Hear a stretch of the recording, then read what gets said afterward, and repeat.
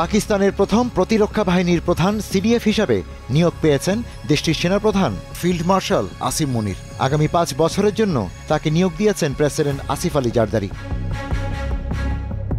প্রধানমন্ত্রী শেহবাজ শরীফের প্রস্তাবের ভিত্তিতে প্রেসিডেন্ট আসিফ আলী জারদারি এই নিয়োগ চূড়ান্ত করেন। ফলে মুনির পাকিস্তানের ন্যাশনাল স্ট্র্যাটেজিক কমান্ড দেখভালের ক্ষমতাসহ দেশটির পারমাণবিক অস্ত্র ও ক্ষেপণাস্ত্র ব্যবস্থাপনা দেখভালেরও দায়িত্ব পেলেন।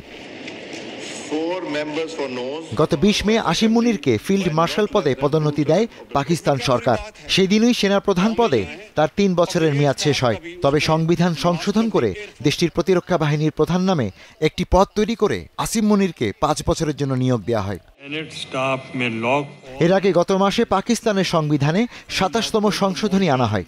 ওই সংশোধনীর মাধ্যমে সামরিক বাহিনীর কমান্ডকে আরও কেন্দ্রীভূত করতে তৈরি করা হয় প্রতিরক্ষা বাহিনীর প্রধানের পদ। আসিম মুনির দেশটির ইতিহাসে দ্বিতীয় ফিল্ড মার্শাল। 1965 সাল থেকে একমাত্র ফিল্ড মার্শাল ছিলেন আইয়ুব খান। 27তম সাংবিধানিক সংশোধনী পাশ করায় সেনাবাহিনী, নৌবাহিনী ও বিমান বাহিনী সবই এখন আসিম মুনিরের অধীনে চলে এলো।